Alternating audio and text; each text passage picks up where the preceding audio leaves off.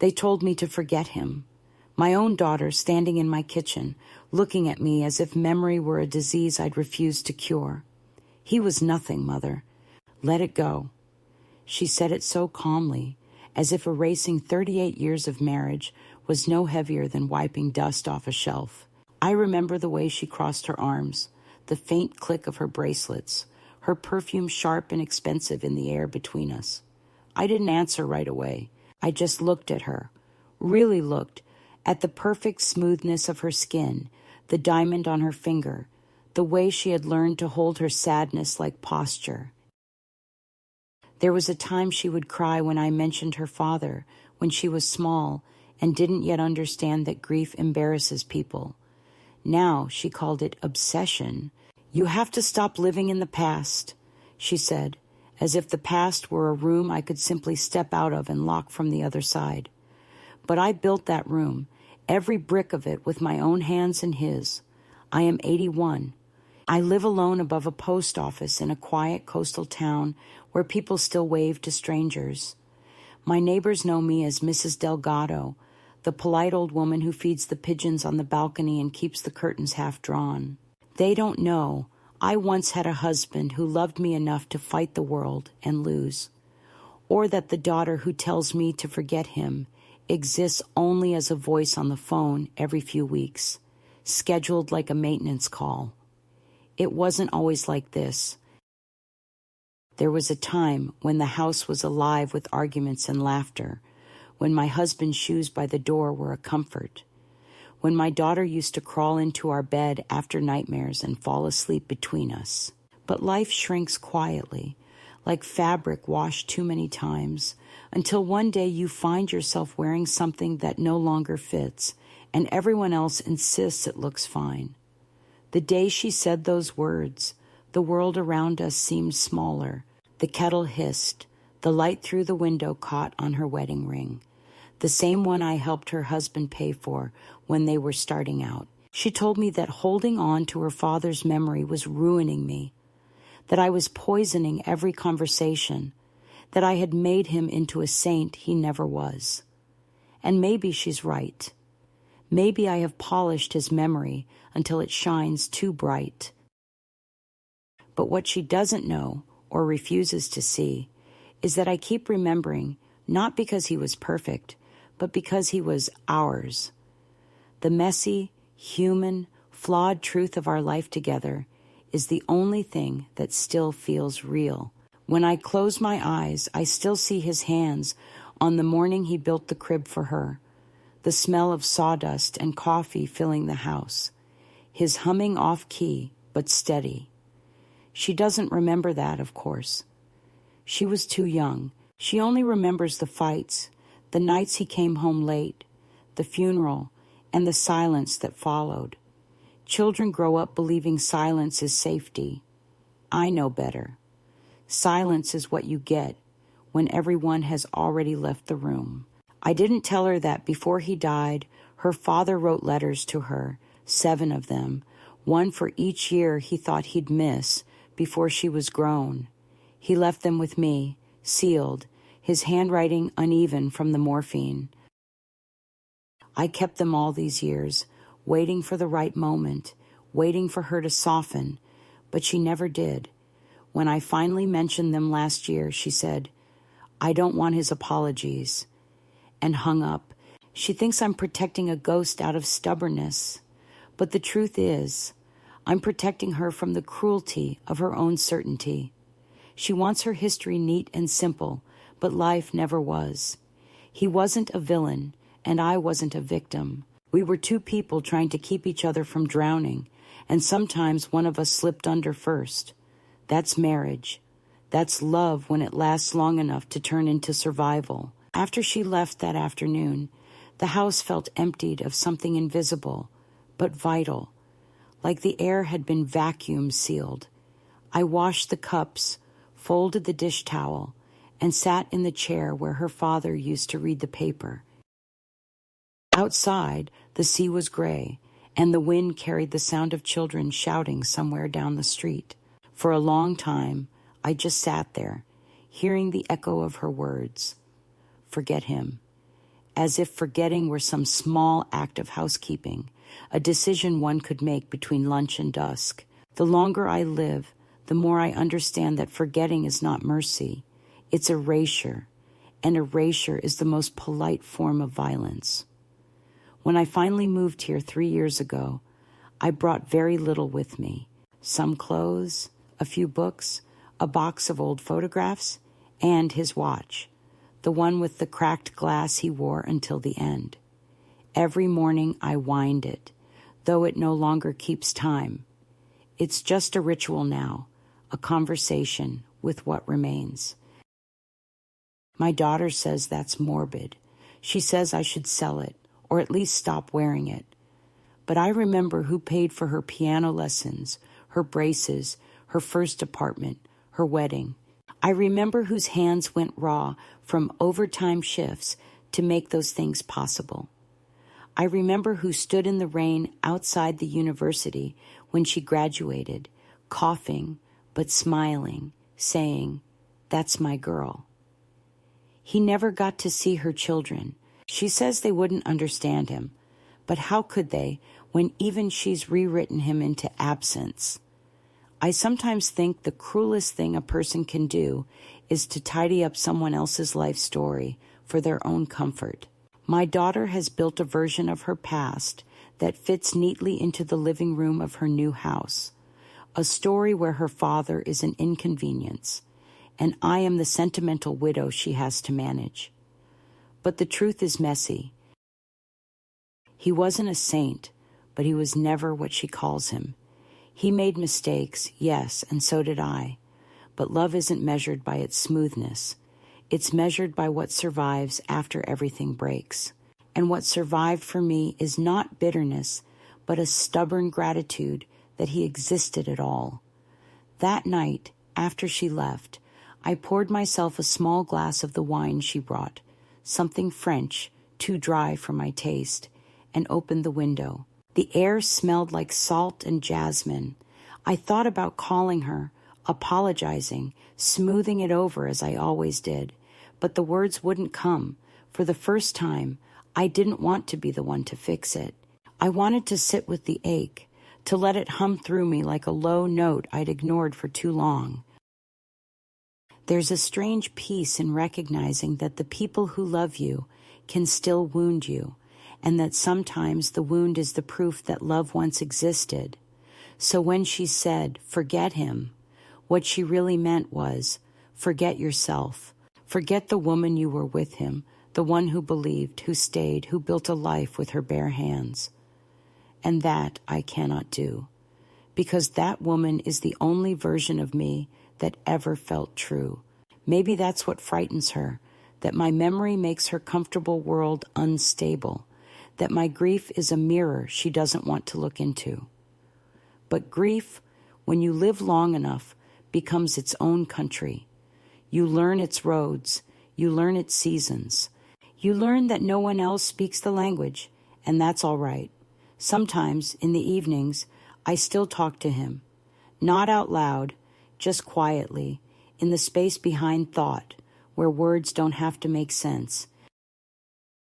I tell him about the neighbors, about the weather, about our daughter who has grown so careful she barely breathes. And sometimes, when the clock stops ticking and the sea wind rattles the glass, I almost hear him answer, not with words, but with the soft certainty that he's still somewhere in the air between all that was taken and all that remains. It happened on a Sunday afternoon in late spring, the kind of day that pretends to be gentle until you notice the chill under the sunlight. My daughter had come over for what she called a check-in, that strange corporate phrase she uses for everything now, work, therapy, even family. She arrived with a bag of groceries she hadn't paid for herself, organic things wrapped in paper and pride, and she started rearranging my kitchen without asking, as if tidiness could redeem what we'd become. She placed the milk on the wrong shelf, the bread in the freezer, the apples where the plates should be, and I watched her do it like one watches a stranger commit a harmless crime. I thought we might have a quiet meal, something small, just the two of us, maybe even a moment of peace, but there was a restlessness about her that day, a sense that she'd come with a purpose. She sat down at the table, crossed her legs, folded her hands in that careful way people do when they are about to deliver news they think will help you, but no, it will hurt. "Mother," she began, "we need to talk about the house." I knew immediately that she didn't mean my apartment above the post office. She meant the house, the one her father and I built brick by brick before she was born, the one she hadn't stepped into in years, except to photograph its decay. She cleared her throat. "I've spoken with a realtor. It doesn't make sense to keep it empty. We could sell it and use the proceeds for your care. A proper retirement community, somewhere with supervision." The word supervision stung more than I expected. She said it as if I were a danger to myself, as if remembering my husband qualified as a cognitive decline. I tried to keep my voice steady. "It's not empty," I said quietly. "It's waiting." She frowned the way people frown when they're trying not to show disgust. "For what, Mother? For a man who's been dead for 16 years? I looked at her then and saw, not my daughter, but a woman defending her own narrative. She needed me to surrender the past because it made her version of herself easier to believe. I told her the house was not for sale, that it wasn't an asset, it was an archive. Every nail, every scratch on the wall carried fingerprints, laughter, arguments, the scent of Sunday bread. She said sentimentality was a form of self-harm. I said indifference was worse. That was when she pulled out the papers, real papers, stamped and notarized, legal language curled like ivy around the margins. "I've already started the process," she said, her tone calm but final. "You only need to sign."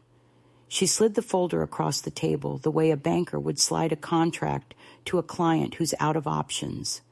I remember staring at her hands, elegant, manicured, unfamiliar. Those weren't the hands I used to guide through homework, the ones that once clutched mine crossing the street. I asked her if she even knew how her father died, really knew, or if she decided to file that away too under unnecessary memories. She sighed, exasperated. "He made choices, Mother. He wasn't a hero.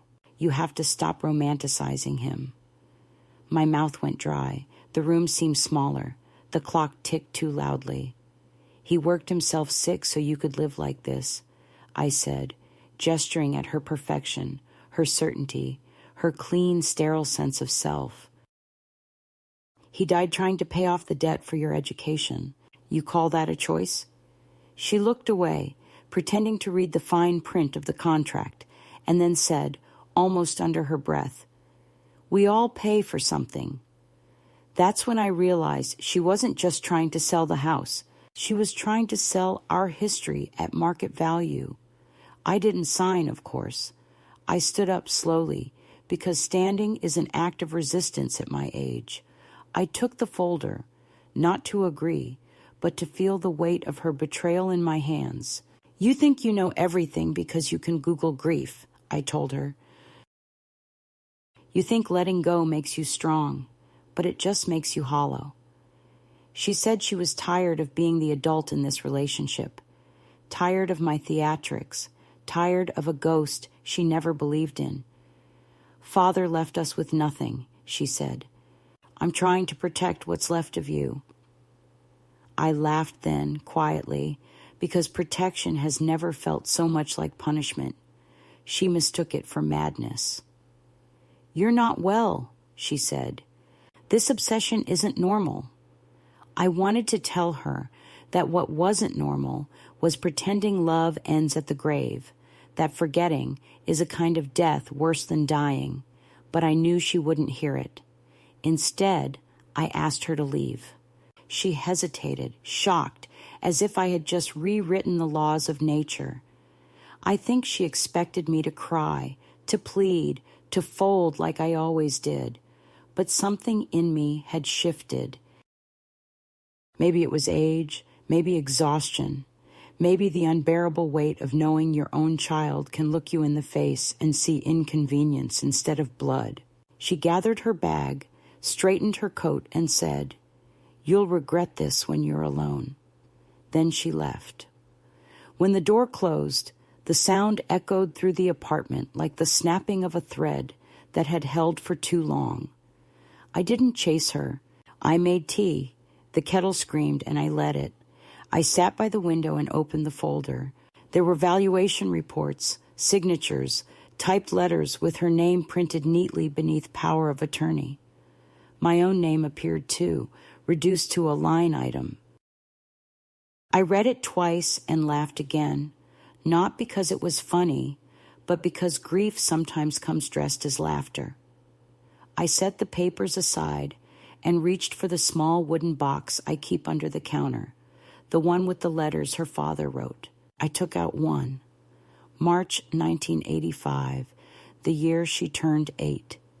His handwriting was uneven but strong. "Tell her," it said, "that I believe in her even when she forgets who taught her to believe." I read it aloud to the empty room, my voice shaking. The words sounded old but alive. I folded the letter back, kissed the paper, and whispered, "She's forgotten everything, my love, even us." That night, I dreamed of the house. The windows were open, curtains breathing softly. I could hear footsteps, his slow and deliberate, the sound of someone who knows where every floorboard will creak. He didn't look at me. He just kept walking through the rooms, touching the walls, the door frames, as if reassuring them that they still existed. I woke before dawn, heart pounding, the dream already fading, and for a moment I thought I smelled his aftershave, the faint trace of sandalwood and tobacco. Maybe memory is just scent refusing to die. When the first light broke through the curtains, I made my decision. By mid-morning, I was at the bank, standing in a line of strangers holding their small errands. When it was my turn, I asked for the balance of the joint account, the one we opened before she was born, the one I never told her still existed. The teller hesitated when she saw the age of the account, but printed the slip without question. I folded it carefully and put it in my purse. I didn't know yet what I would do with it, only that I would do something of my own choosing. That evening, the phone rang, my daughter's number, but I didn't pick up. I let it ring until the sound became background, just another household noise like the fridge or the sea outside. She left a message, her voice steady, professional, practiced.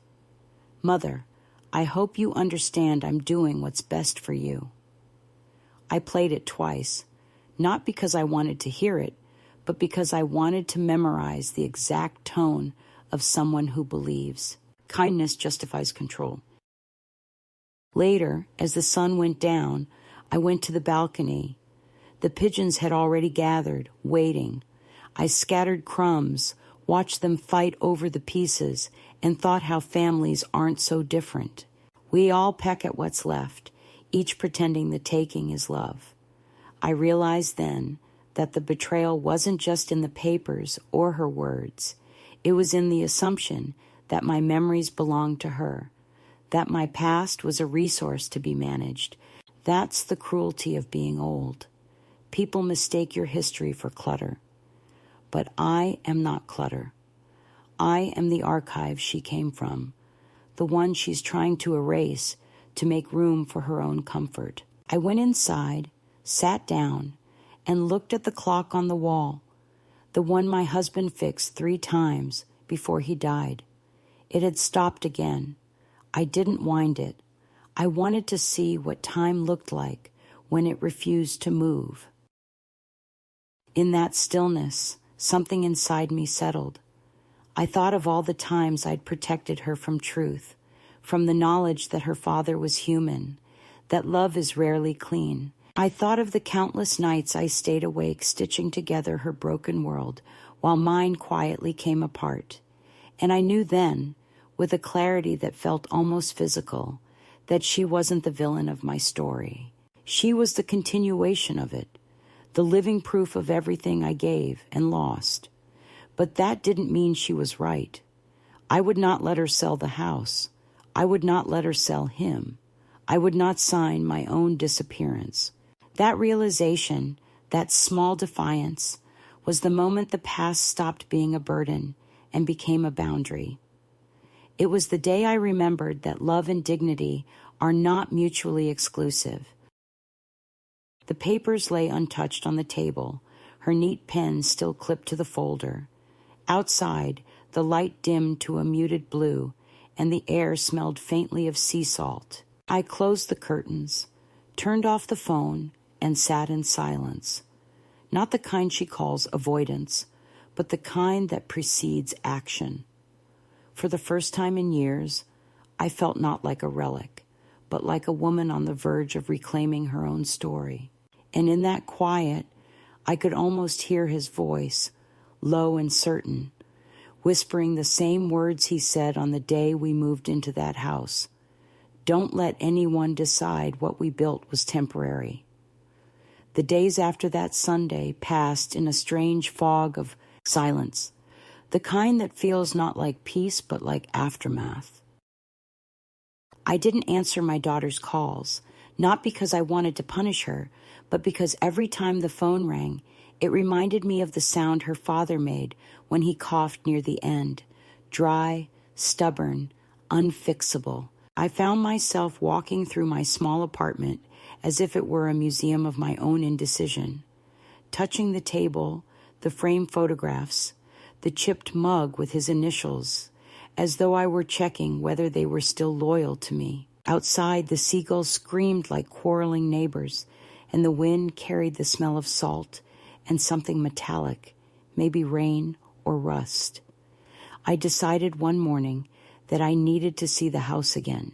It had been nearly 7 years since I last stepped through its door, but I still paid the taxes, still kept the electricity running, still imagined it breathing quietly in my absence, like an animal that refuses to die.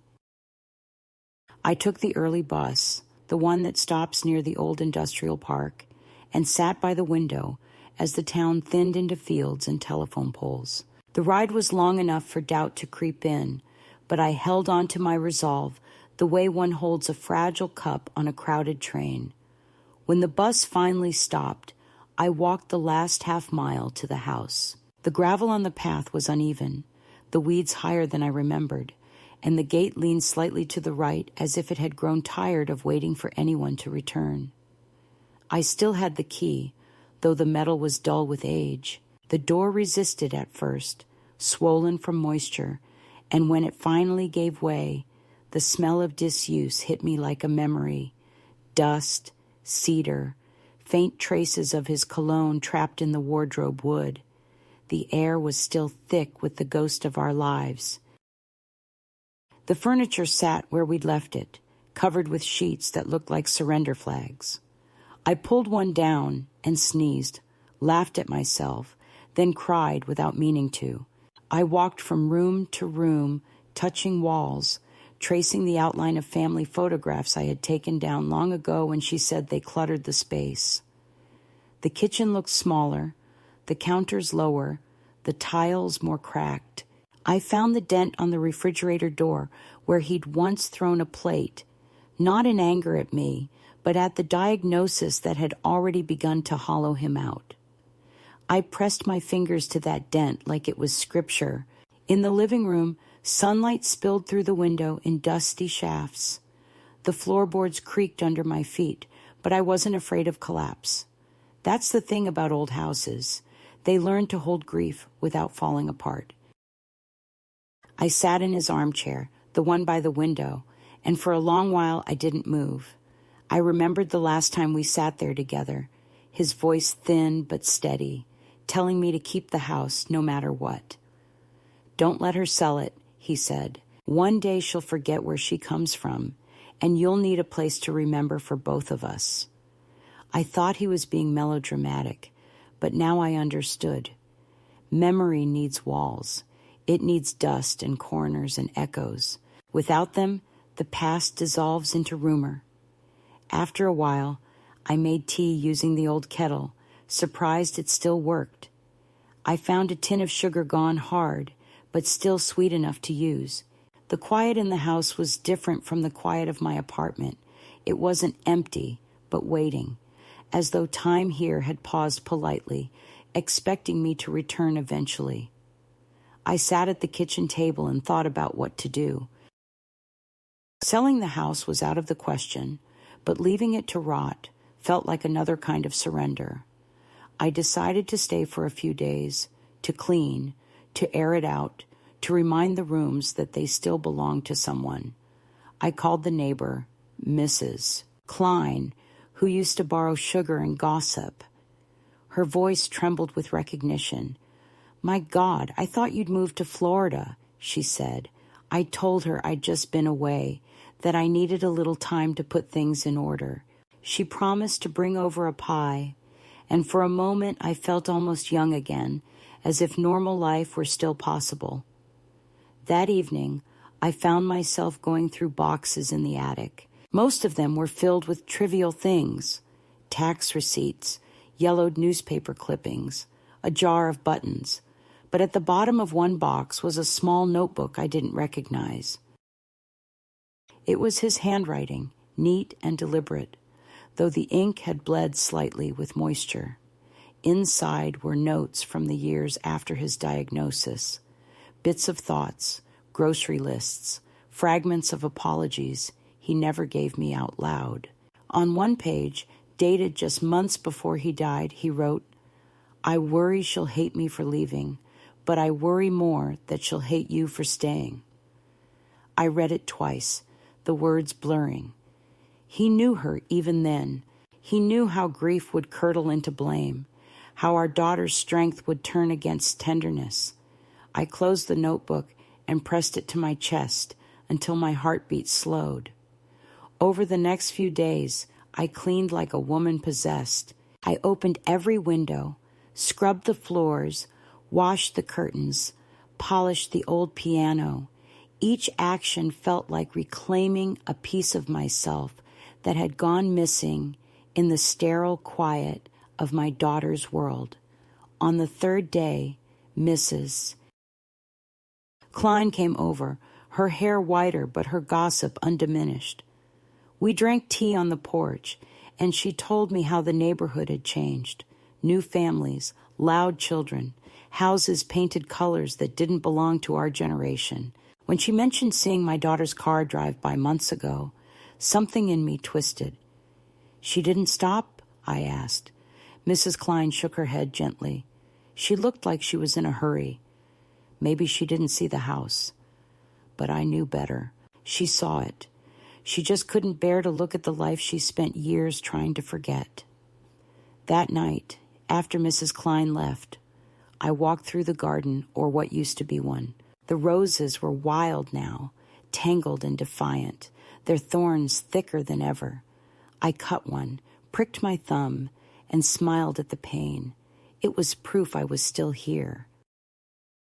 In the shed, under a tarp, I found the old wheelbarrow and the set of tools he'd once used every weekend. The metal was rusted, the handles cracked, but they felt right in my grip. I worked until dusk, trimming, clearing, coaxing the soil back to life. By the time darkness fell, my back ached, my palms were blistered, but the air smelled of earth and memory. Inside, I washed up, lit a candle, and sat again at the kitchen table. The papers she had sent me were still in my bag. I unfolded them and read each line under the soft light, then tore them carefully piece by piece, dropping the scraps into a bowl until it was full of small, silent confessions. I carried the bowl to the sink, set a match to it, and watched the edges curl and blacken. The smoke rose thin and pale, almost beautiful. For the first time in a long while, I slept through the night. In the morning, I called my lawyer, an old friend of my husband's. He was surprised to hear from me, but kind. I told him I wanted to make some changes to the estate to ensure that the house would never be sold without my explicit permission. He agreed to draw up the paperwork, no rush fee, just his usual gentle professionalism. When we finished the call, I felt a weight lift from my shoulders. Not freedom exactly, but a kind of breathing space. I made breakfast, sat by the window, and looked out at the yard, now half alive, half ruin, exactly like me. But peace never lasts long when someone else has plans for your life. 2 days later, a letter arrived at the house. The envelope was cream-colored, the handwriting precise, my daughter's. Inside was a short note, polite to the point of cruelty. She wrote that she had spoken to her attorney, that the sale could proceed with or without my cooperation, that she loved me but could not watch me deteriorate into nostalgia. There was no signature, just her printed name. I folded the letter, placed it on the counter, and felt nothing. Not anger, not sadness, just a hollow clarity. I realized then that she wasn't fighting for money. She was fighting for narrative control, the right to decide what our family story meant. And I, foolish woman that I am, had given her that power for too long by staying silent. That afternoon, I took the bus back to town, stopped at the post office under my apartment, and withdrew some of the money from the old account. Enough for what I had in mind. Then I went to the travel agency, 2 streets over. The woman behind the counter looked up with a polite smile. "Where to?" she asked. I hesitated, then said the name of a city my husband and I had once planned to visit, but never did. She typed quickly, nodded, printed a ticket. I paid in cash. The sound of the machine spitting out the receipt was oddly thrilling, like the sound of a door unlocking. That night, back in the apartment, I packed a small bag.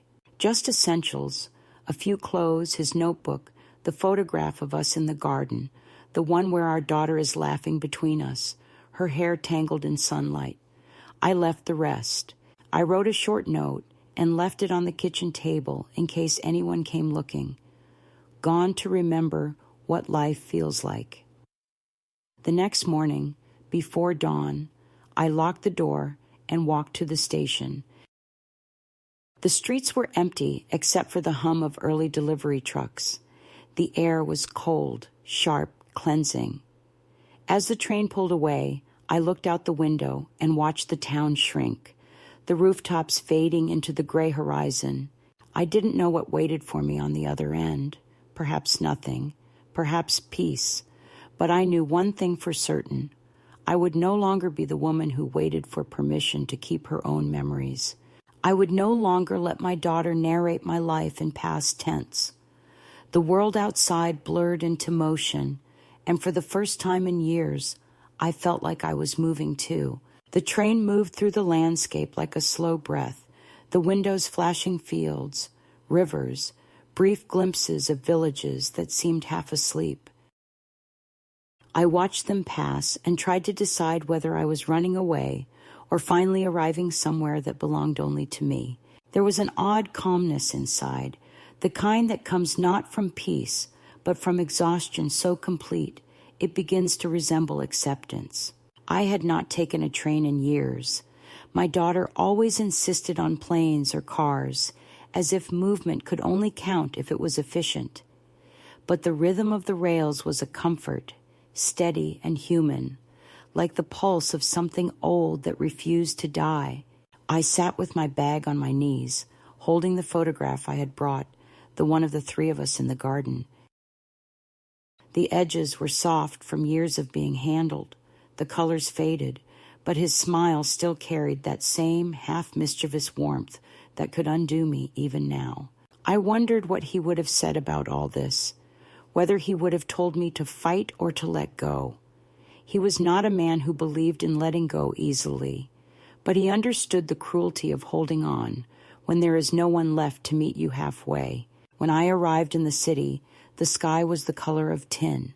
The station smelled of coffee, metal, and impatience.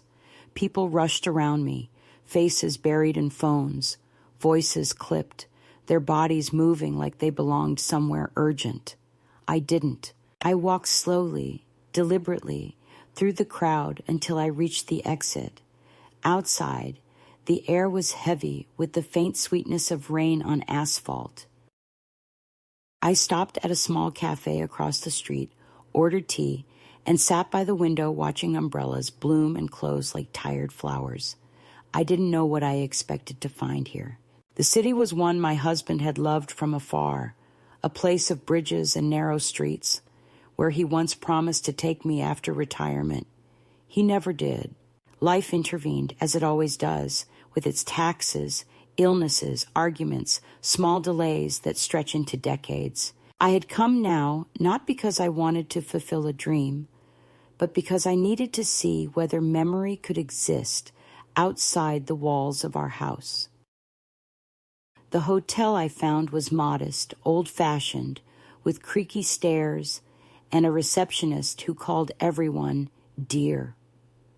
My room overlooked a small courtyard where pigeons strutted among flower pots.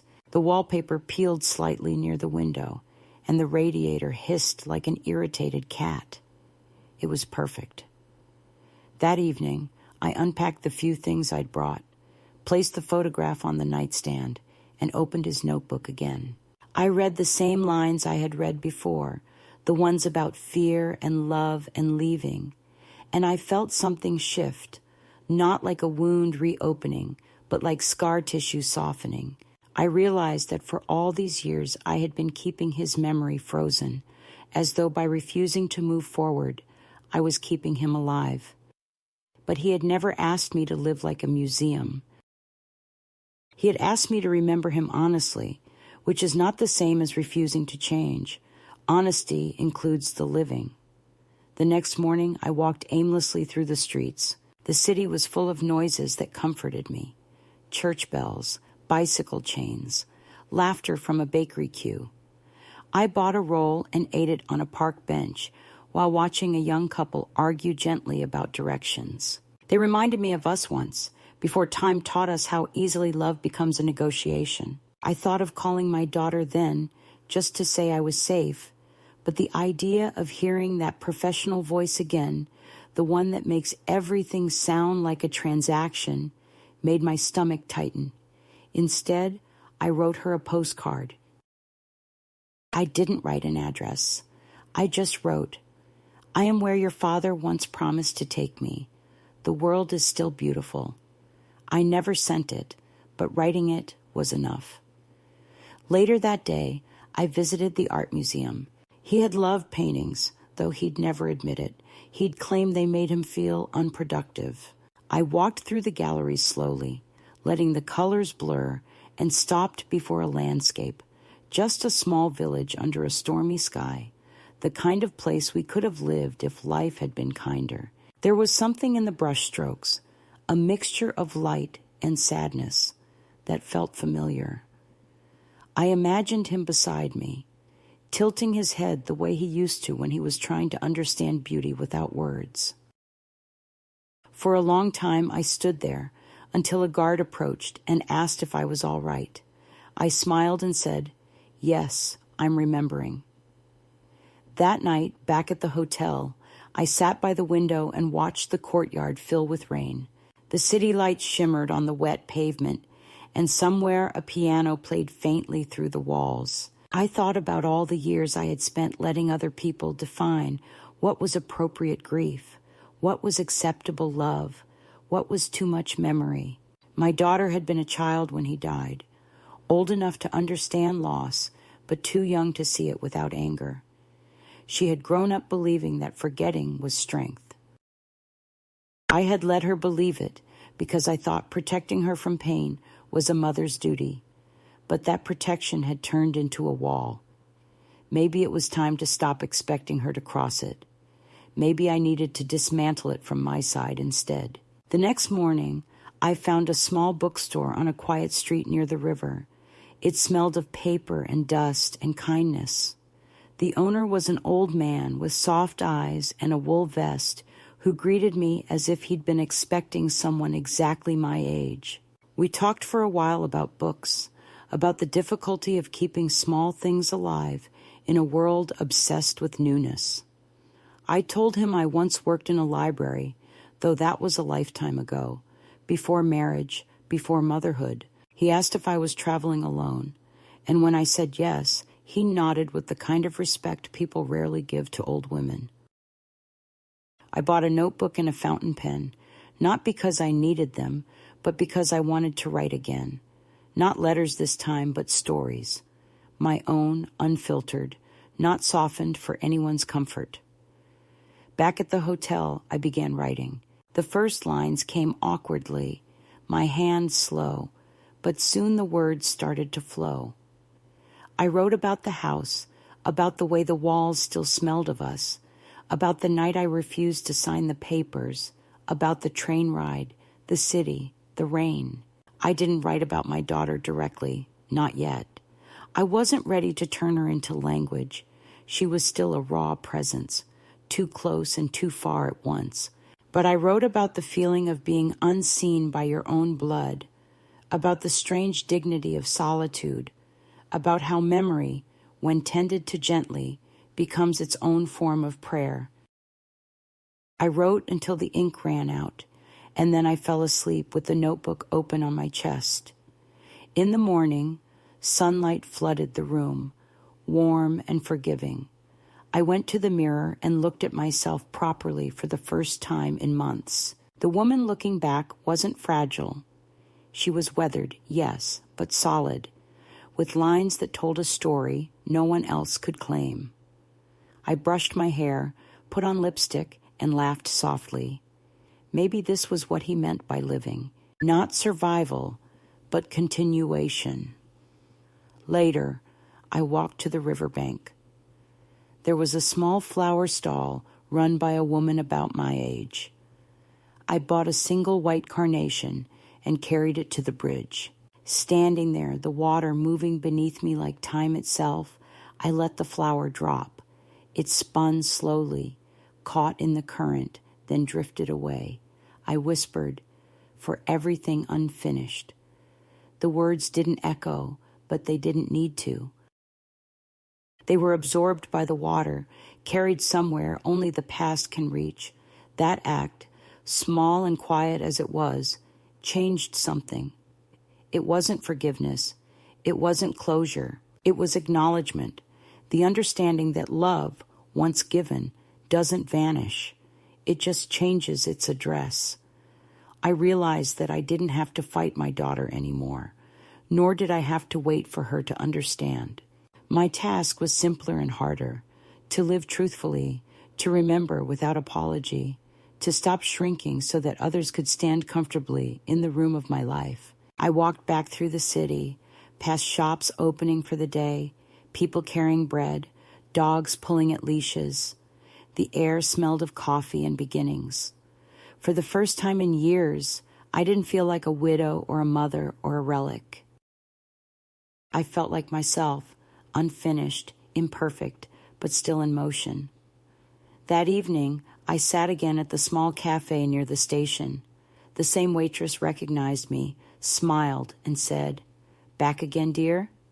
I nodded and ordered tea. While I waited, I opened the notebook and wrote one more line. "If love survives in memory, then I am still married, and I am still whole." When I finished, I closed it gently, as one closes a chapter, not to end it, but to make space for what comes next. The call came late one evening, while the air outside was heavy with the smell of approaching rain, and the courtyard below my window flickered with the uncertain light of passing cars. I had been sitting at the small desk of the hotel room, sorting through the pages of my new notebook, rereading what I had written, and finding to my surprise that the words already seemed to belong to another woman. I had planned to go out for a walk before the storm began, but the phone rang, a sound so abrupt in that quiet space that I almost didn't recognize it as mine. I lifted the receiver and heard her voice, distant but unmistakably steady, the voice she reserves for business calls and uncomfortable truths. "Mother," she said, and then paused as if she needed to rehearse the next sentence before letting it go. "Where are you?" It wasn't a question born of concern. It was an audit. I said I was traveling, taking a short trip, that I needed a change of air. She sighed into the receiver. "Do you realize what you've done? I've been calling the neighbors. I even called the police. You can't just disappear." I told her I hadn't disappeared. I had simply gone somewhere she hadn't thought to look. She said I was being reckless, that at my age such behavior was dangerous. Then she added the words that revealed everything she truly feared. "People are asking questions." I could hear the edge of embarrassment in her tone. My absence wasn't a wound to her. It was an inconvenience. I didn't raise my voice. I just said I needed to remember who I was before I became a cautionary tale. She said that was nonsense, that I was making everything harder for both of us. Then, after a pause, she asked, "Is this about him again?" That small word, him, was soaked with so much dismissal that I felt something inside me recoil. I could have hung up right then, but instead I said, "It's about me." It always was. There was another silence, the kind that weighs more than speech. Then she said softly but with precision, "You're not well, Mother. You need help." I thanked her for her diagnosis and hung up before she could finish the sentence. The storm broke soon after. Rain battered the window, and wind howled through the cracks like a restless spirit. I lay awake listening to it, thinking about how easily she pathologized what she couldn't understand. For her, grief was a kind of illness, memory a symptom, and independence an act of rebellion. I wondered when exactly our roles had reversed, when she had become the adult policing my sanity, and I the child misbehaving by remembering too much. By morning, the city was washed clean, and I felt strangely calm, the way one feels after surviving an argument that cannot be won, but no longer needs to be. Over the next days, I stayed in the city but changed hotels, choosing one farther from the station, a quieter place where no one would think to look. I spent my mornings walking along the river, writing in the afternoons, and sitting in the cafe in the evenings, watching strangers come and go. The woman at the flower stall began to greet me as if I were part of the neighborhood. I found comfort in that anonymity, in being known just enough but not too much. Then one afternoon, as I was leaving the cafe, I saw her, my daughter. She was standing across the street, talking to someone in a gray coat, her expression tense and unfamiliar. She didn't see me at first, or maybe she did, and pretended not to. I froze, half hidden behind a bus stop. She looked thinner, sharper, her movements brisk, the way people move when they're holding their anger behind their ribs. She handed the man an envelope, then glanced around the street as if searching for something, or someone. For me, perhaps. I slipped away before she could notice, my heart hammering not with fear, but with disbelief that she had actually come here. That night, I couldn't sleep. I replayed the image of her on that street, the envelope, the man in the gray coat. It wasn't until the next morning, when the hotel receptionist told me that someone had been asking for me, that I understood what was happening. "A gentleman," she said he was a family friend, very polite. She handed me a card. On it was a law firm's name and a number I recognized from the letter she had sent before. My hands trembled, not with shock, but with something colder, a kind of resignation. She hadn't come to find me out of worry. She had come to find me out of ownership. I packed my things before breakfast, paid in cash, and left without forwarding information. I found another place, smaller, at the edge of the old district, a narrow building with iron balconies, and a landlady named Elise, who spoke with the weary kindness of someone who had seen too many lonely tenants come and go. She didn't ask questions beyond the practical ones: how long I'd stay, whether I wanted breakfast, if I minded cats. It suited me perfectly. I spent the first day cleaning the small kitchen and setting my few belongings on the shelves as if they'd always been there. By evening, the world outside had quieted again. I cooked soup, simple and thick, and ate it by the window. I thought of my daughter sitting somewhere with her papers and her polished sense of control, trying to reduce my life to signatures. I wanted to hate her, but hate is a young person's sport. What I felt was older and more complicated. Pity mixed with clarity. She was building a wall out of practicality because feeling anything deeper would make her fragile, and she couldn't afford that. She didn't realize fragility is not weakness. It's the doorway to empathy. A week passed, then another. One morning, as I was returning from the market, I found a letter slipped under my door. The handwriting was not hers. It was careful, unfamiliar, almost hesitant. Inside was a single sheet of paper. "Grandma," it began, "Dad said you were traveling. Mom's worried, even if she doesn't say it. I miss you. Please call me." It was signed by my grandson, her oldest. He was 17 now, almost grown, a boy I hadn't seen in 2 years. My eyes burned as I read the words.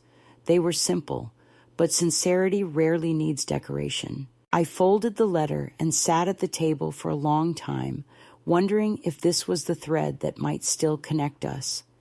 I didn't call, not immediately. I needed to understand what I wanted first, to return or to remain lost on purpose. That night, I took out my husband's notebook again. On one of the last pages, he had written, "When she is grown, remind her that truth is not what comforts her, but what endures her." I knew then what I had to do. I wrote my grandson a letter. Not long, just enough to let him know I was safe, that I loved him, and that sometimes adults forget how to speak kindly when they are frightened of time. I told him I was learning how to live without permission. I didn't include an address.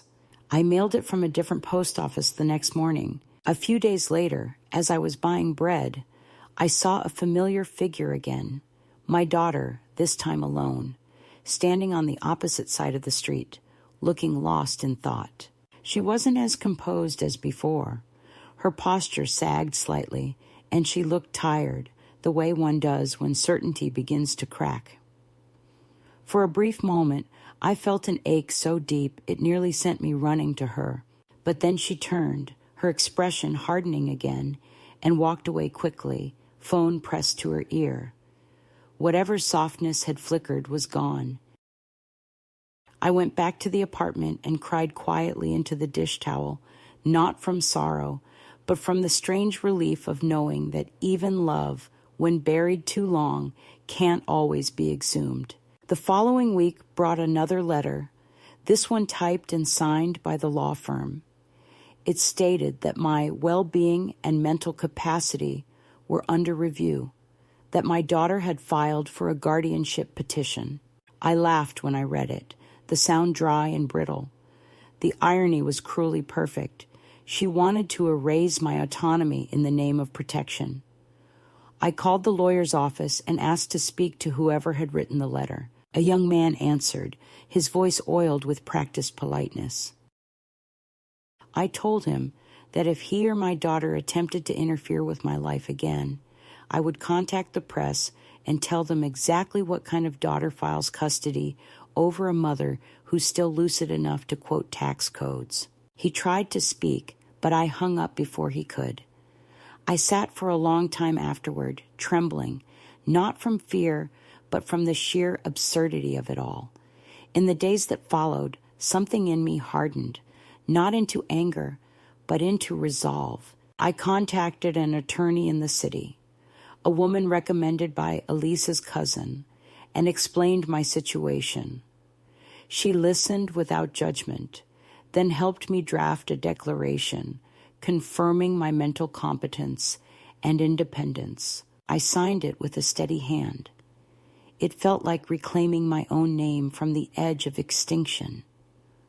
When it was done, I walked out of her office lighter. I treated myself to a cup of coffee at the cafe by the river, the one with the faded red awning. The barista smiled when I ordered, as if she sensed something triumphant about me. Maybe she did, but triumph has its shadows.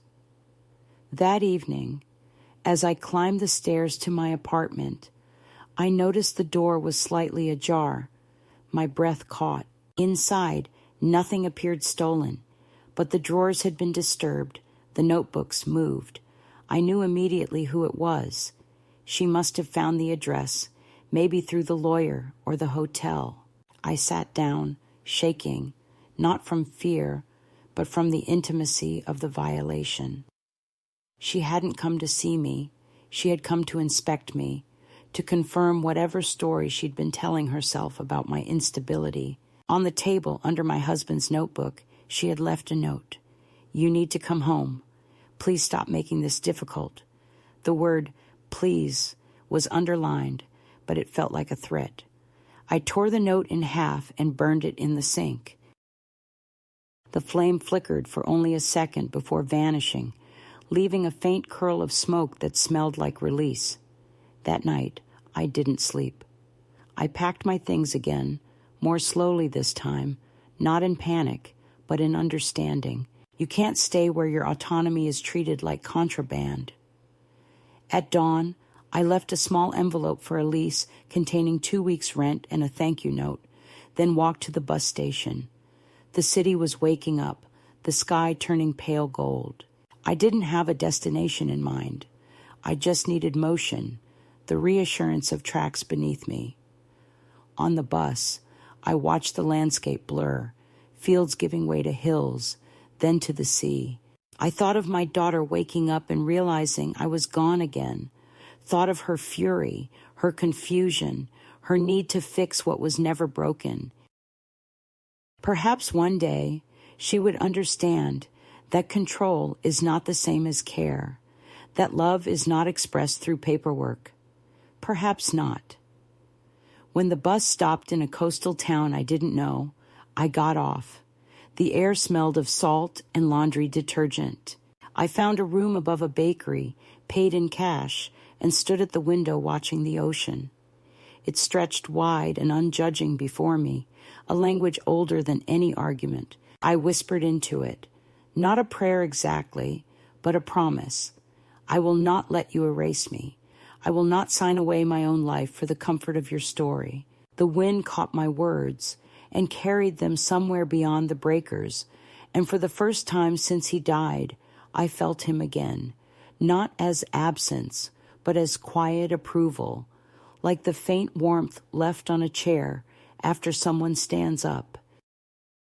The town where I ended up was small enough that no one asked questions, and quiet enough that I could hear the tide breathing in and out at night through the thin walls of the room above the bakery. Each morning, I woke to the smell of yeast and sugar and the sound of the baker's wife humming below me. And for a while, I let myself believe I had found a kind of peace that didn't need to be named. I bought a second-hand radio at the market, a chipped ceramic mug, and a small notebook that I kept beside the bed to write down what I remembered of dreams before they slipped away. The sea outside was gray most days, but on clear mornings, it shimmered like tin foil. I took long walks along the promenade where old men mended nets and children chased one another through puddles. I must have looked like any other widow with too much time and too many memories, but inside me something was shifting, something neither soft nor desperate, an understanding that peace without dignity is only anesthesia. The letter from the law firm had been the first warning. The intrusion into my rented room was the second. I knew there would be a third. People like my daughter never let silence rest. They mistake quiet for consent. It came on a Wednesday morning when the sea was calm enough to reflect the clouds like a mirror. I had just returned from the bakery with a loaf still warm in my hands when I saw the envelope wedged under the door. My name was printed in her tidy, controlled handwriting, each letter identical, as if emotion itself had been edited out. I sat at the small table and opened it carefully. Inside was a single sheet of paper, typed, the same firm's letterhead in the corner, but this time signed by her. The words were exact and bloodless. Mother, the court hearing regarding your guardianship is scheduled for next month. Please contact me to avoid unnecessary complications. At the bottom, in ink, she had written, I'm trying to save you from yourself. I stared at that line until the letters blurred. Save me from myself, as if survival required her authorization, as if the years of sacrifice, the nights of illness, the endless work to keep her world intact were symptoms of incompetence rather than devotion. My hands began to tremble, not with fear, but with the knowledge that if I remained silent now, I would become exactly what she claimed I was. I didn't eat that day. I walked for hours instead, down to the edge of the sea where the rocks were slick with salt. The wind whipped my hair across my face, and the sky lowered itself until it felt almost touchable. I thought of him then, of the day we signed the mortgage papers for the house, how proud we were to have built something out of nothing, how he had said, whatever happens, this place is our proof. And I realized that was still true, proof of a life lived with intention, proof of labor, proof of love. I knew what I had to do, and the knowledge felt like oxygen. That evening, I returned to my room, took out my notebook, and began to plan. Not a defense, not an apology, but a declaration. I would not fight her through lawyers. I would not crawl into the courtroom and beg to be left alone. I would make my truth undeniable in a language she could not redact. The next morning, I went to the local notary, a woman with kind eyes and a no-nonsense tone. I told her I wanted to record a legal statement and leave copies with multiple witnesses.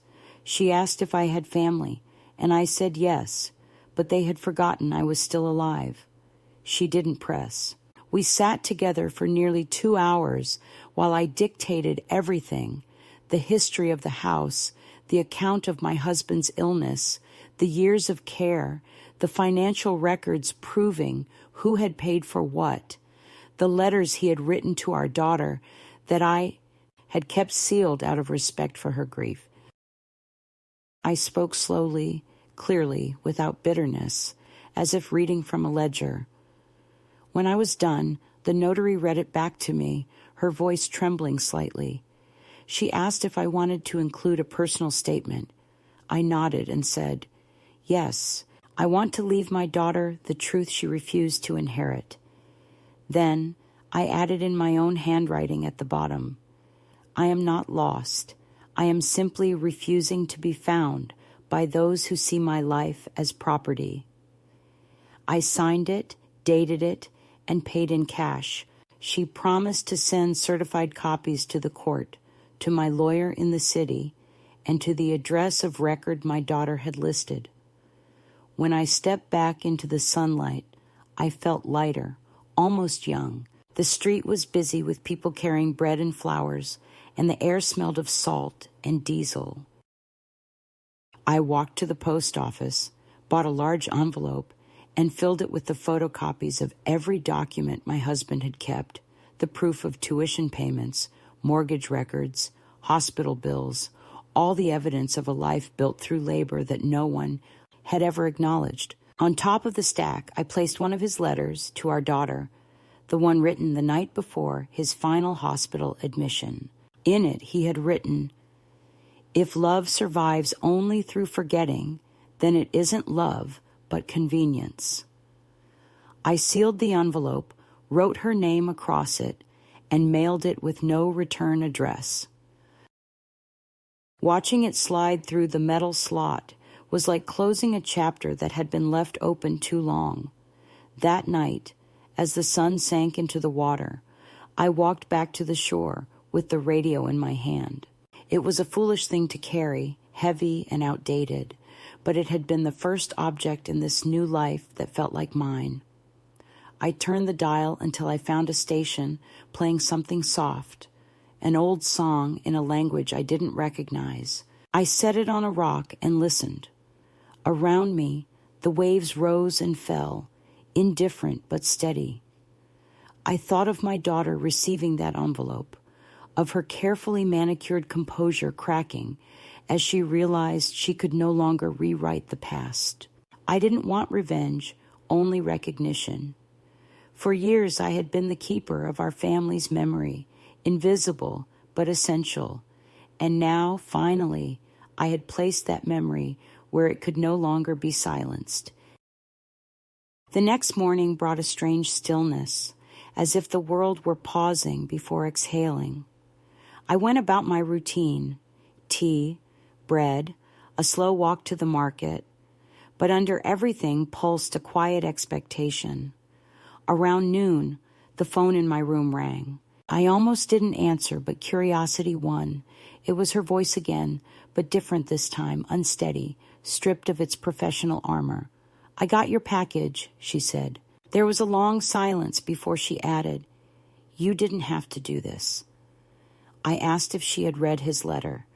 Another silence, longer, heavier. Then, in a voice that broke halfway through the sentence, she said, "He loved you more than I wanted to believe." For a moment, I couldn't speak. The words were not an apology, but they were a fracture in the wall she had spent years building, and that was enough. I said only, "Yes, he did, and he loved you too, even when you stopped asking how." She began to cry quietly, not the loud sobs of youth, but the restrained tears of someone unused to vulnerability. I listened, letting the sound fill the room, feeling neither triumph nor pity, only the weary compassion that comes after a long siege. When she finally spoke again, her voice was barely audible. "What do you want from me?" I said. "Nothing you can give, just the truth. Say it aloud once and mean it." There was another pause, then she whispered, "You were right about the house.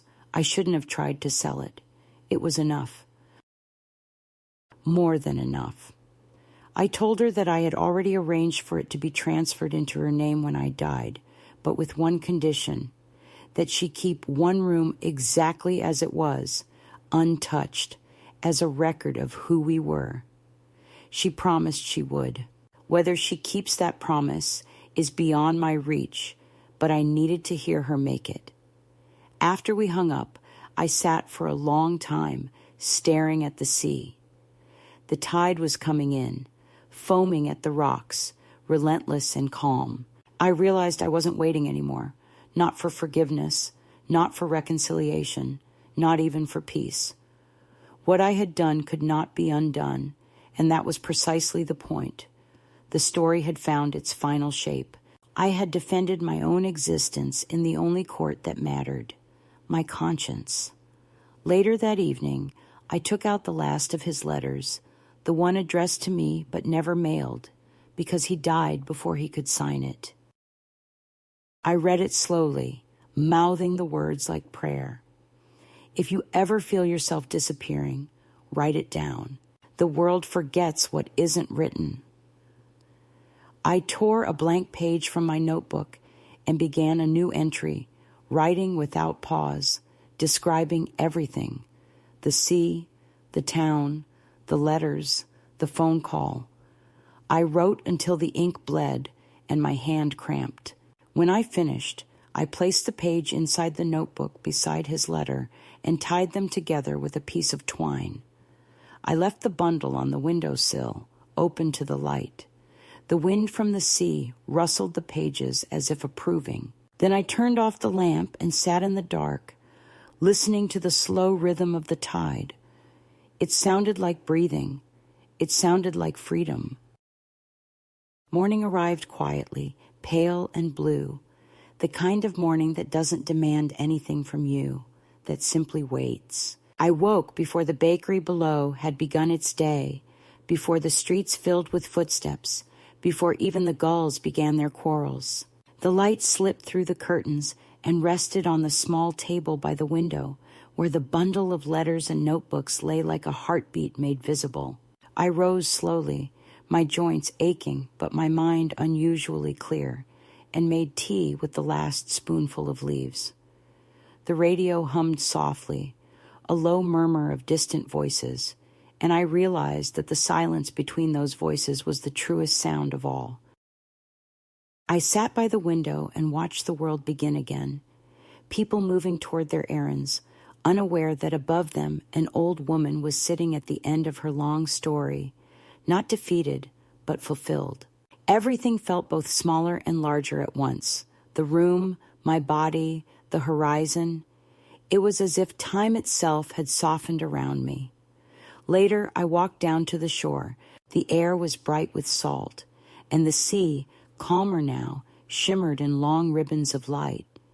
Fishermen were returning with their morning catch, their voices carrying across the water. I stood for a while watching them, thinking about how life, like the tide, is made of returns and departures, the same motion repeating but never identical. In that rhythm, I finally understood something simple and enormous. I had not been fighting my daughter. I had been fighting the quiet extinction that comes when a woman's memories are dismissed as sentiment. I had refused to vanish politely. That defiance was my inheritance to her, whether she wanted it or not. When I returned to the bakery, the baker's wife handed me a letter. "It came for you early this morning," she said, smiling.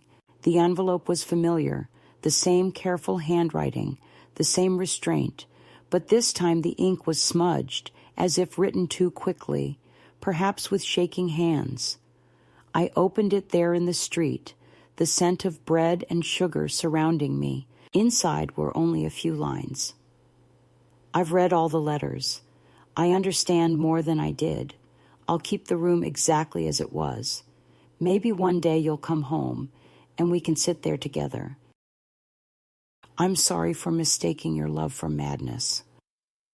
I read it twice, then folded it neatly and slipped it into my coat pocket. The words did not undo the years of distance, but they reached across it, tentative and human, and that was enough.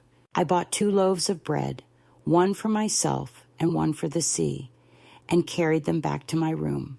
The rest of the day passed in the slow, deliberate way that days do when there is nothing left to prove. I cleaned the room, washed my clothes, packed my few belongings.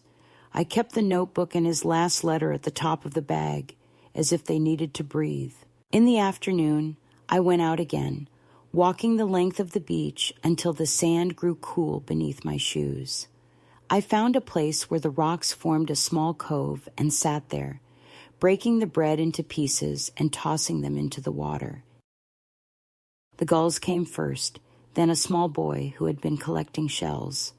He stood beside me without speaking, watching the birds. After a while, he said, "Are you feeding them or saying goodbye?" I smiled and said, "Both. It's good to do 2 things at once." He nodded as if he understood, and we sat in companionable silence until the bread was gone. When I rose to leave, I looked out at the horizon and whispered a few words, not prayer, not farewell, just acknowledgement. I thanked the sea for listening, thanked the wind for carrying my defiance, thanked the past for finally letting me go. The boy waved as he ran back toward the town, his laughter trailing behind him like a ribbon, and I felt a warmth in my chest that I hadn't felt in years, a quiet gratitude for the simple continuation of life, indifferent and generous. I walked back slowly, passing the small houses with their laundry flapping like flags of surrender, and thought how every life ends in a kind of laundry, our histories hung out to dry, exposed, ordinary, yet beautiful in their persistence. At dusk, I sat by the window again. The sea had turned the color of pewter, and the first stars were appearing. I took out a sheet of paper and began to write, not to my daughter this time, but to the women who might one day find themselves where I had been, the ones whose memories are treated as clutter, whose stories are silenced for convenience. I wrote, "Do not apologize for remembering. Do not let anyone convince you that love is weakness or that survival requires forgetting. The world will try to shrink you into silence, but your life, even in its quietest moments, is proof of endurance. Keep your own name close. Keep one room in your heart untouched." When I finished, I folded the paper and placed it inside the notebook. I knew it wasn't a legacy in the formal sense, no property, no wealth, but it was the only inheritance worth leaving, the permission to remain visible. Night deepened around me, and the smell of baking bread drifted up from below. I lay down, not to sleep, but to rest in the fullness of having said everything that needed saying. Through the open window came the sound of the sea, steady and familiar. I thought of my daughter somewhere far away, perhaps holding one of his letters, perhaps finally allowing herself to weep without shame. I imagined her sitting in that preserved room, the one she had promised to keep, sunlight spilling across the floorboards, and I hoped she would understand that forgiveness is not a transaction, but a quiet decision to stop carrying what can't be. Changed. Before closing my eyes, I whispered the last words he ever said to me, the ones that had once sounded like a farewell, but now felt like instruction. Keep living, even if it's only in memory. The room dimmed, the sea kept breathing, and I understood. At last that memory was not a chain, but a current, carrying me forward, even as it carried me back. I didn't need to return home. I already was home, in the truth I had reclaimed. And somewhere beyond the noise of time, I felt him there. No longer a ghost, no longer a wound, but the quiet pulse of love that endures when everything else is done.